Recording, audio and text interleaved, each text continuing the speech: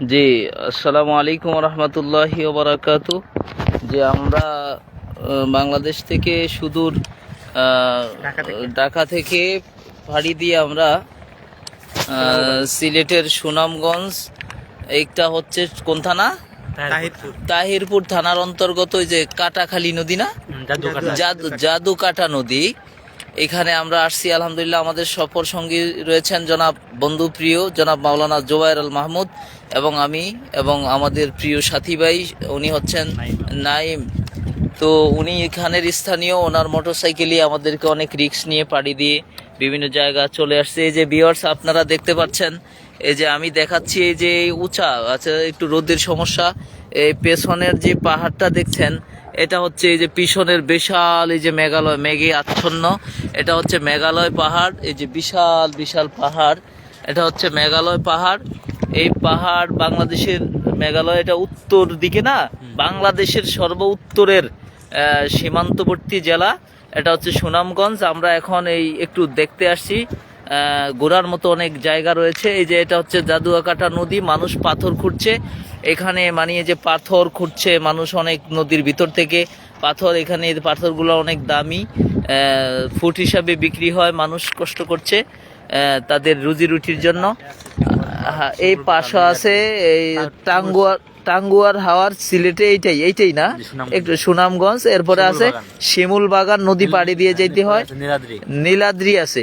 তো আমাদের সময় কম, আমরা আজকে এই সময়ের ভিতরে আমরা যেতে পারবো না। তো এই জায়গাটাই আমরা ইনশাল্লাহ রাখছি। এই যে দেখেন আপনারা, এই যে আমার পেছনে, আমার জোয়ার ভাই পেছনের ক্যামেরাটা ধরেন তো নাইম ভাই, এই যে আমি এই যে পেছনের ক্যামেরাটা দিয়ে দিচ্ছি। এই যে আমার পেছনে আমাকে নেন, এই যে এই জায়গাটা, এটা হচ্ছে আমরা বাংলাদেশের ভিতরে আছি। এখানে এই যে দেখেন, আসলে আমি জানতে পেরেছি যে বাংলাদেশের কোথাও এরকম নিরেট মানে বালুটা নাই। এই বালুটা একমাত্র সারা বাংলাদেশে, বরিশালের মানুষগুলোও কিন্তু এখানে মানে জাহাজ করে এসে এই লাল বালুটা নদী যুগে নিয়ে যায়। এই বালুটা বাংলাদেশের আর কোথাও নেই, শুধু এই সুনামগঞ্জে আছে। এই যে ওদিকে, ওই যে একটু এদিকে ধরেন তো, এই যে হাজার হাজার নৌকা, হাজার হাজার নৌকা, এই নৌকাগুলা এই বালু এইখান থেকে সারা বাংলাদেশ থেকে নিয়ে যায়। এইটা হচ্ছে এটা কাটাখালী নদী, জাদুয়াকাঠি নদী। একটু ওই যে ওই পাহাড়টা দেখান তো নাইম ভাই, একদম ওই যে পাহাড়টা, কি বিশাল পাহাড়, মনে হয় পাহাড়ের উপরে মানুষ হাঁটাচলা করছে না? জি, পাহাড় গাড়ি চলে, পাহাড়ের উপর দিয়ে, পাহাড়ের উপর গাড়ি চলে। হ্যাঁ হ্যাঁ, ও আচ্ছা, এই পাহাড়ের উপর গাড়ি চলে, আমাকে দেখা যাচ্ছে। জি দেখা যায়, জি পাহাড়ের উপর গাড়ি চলে। আর এই ভিতরে একটা নদী আছে মনে হয়। হ্যাঁ হ্যাঁ, ভিতরে নদী, এটা তো ভারতের অংশ, এটা ভারতের অংশ। আর এই যে বাংলাদেশ এই পাশে না, জি বাংলাদেশ অংশ হচ্ছে এই পাশে। তো আমরা আর এখানে বেশিক্ষণ স্টে করব না, আপনারা সবাই আমাদের জন্য দোয়া করবেন। আমরা কিছুক্ষণের ভিতরে ইনশাআল্লাহ আমাদের গন্তব্য লাস্ট ডেস্টিনেশনে আমরা রওনা করব ইনশাআল্লাহ। সবাই ভালো থাকবেন, সবাই আমাদের জন্য দোয়া করবেন। আল্লাহ তাআলা আমাদের সফরকে কবুল করুক। এবং আমাদের এই ভ্রমণ সম্পর্কে আল্লাহ তাআলা বলছেন, কুল সিরু ফিল আদ সুম্মানজুরু কাইফা কানা আকিবাতুল মুকাজ্জিবিন। অনেক জায়গায় বলছে আকিবাতুল মুফসিদিন। আল্লাহ তাআলা ভ্রমণ পিপাসুদের জন্য এই পৃথিবীতে অনেক নিদর্শন রেখেছেন।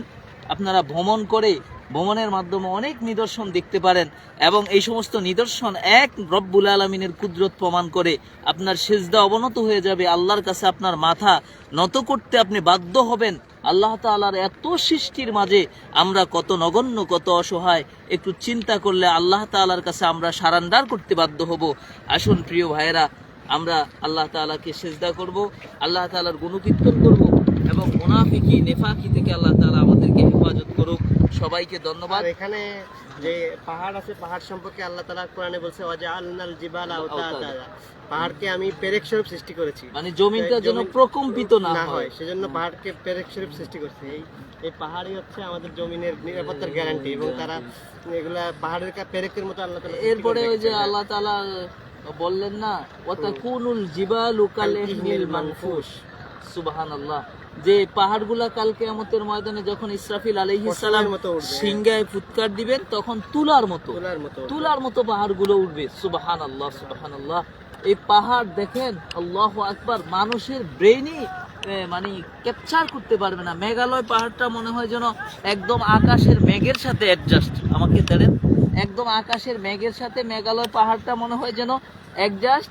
এখানে আপনি নিচ থেকে দাঁড়ালে মেঘ আর মেঘালয় পাহাড়ের মধ্যে কোনো পার্থক্যই করতে পারবেন না। সুবহানাল্লাহ। এই জন্য আমরা আসুন আল্লাহ তাআলার এই সমস্ত নিদর্শন দেখে, এই সমস্ত বিষয়গুলো ভ্রমণ করে আমাদের নিজের ভিতরের যত ইগো আছে, যত ইগোইস্টিক বিষয় আমাদের আছে, এগুলো আমরা পরিহার করি। আমরা কোনো সময় অপটিমিস্টিক হব না, সব সময় আমরা কোনো সময় পেসিমিস্টিক হব না, সব সময় অলওয়েজ অপটিমিস্টিক হব, আশাবাদী হব এবং নিরাশ হব না, ফ্রাস্ট্রেশন আমাদের জীবন আনবো না। যে আল্লাহ তাআলা এত বিশাল প্রাকৃতিক ন্যাচারাল বিউটি তৈরি করেছেন, ও আল্লাহ তাআলা কত সুন্দর। আমাদের সবার জীবনকে আল্লাহ তাআলা পুষ্পসজ্জায় ভরে দেখ, সবার জীবন সফলতায় ভরে উঠুক। সকল বন্ধু শুভাকাঙ্ক্ষী যে যেখান থেকে দেখছেন আমাদেরকে সকলকে মোবারকবাদ। আসসালামু আলাইকুম ওয়া রাহমাতুল্লাহ। আসসালামু আলাইকুম ওয়া রাহমাতুল্লাহ। ফিনিশ দিছেন? কারণ আমি ঠিক করে দিই ফিনিশ দিই।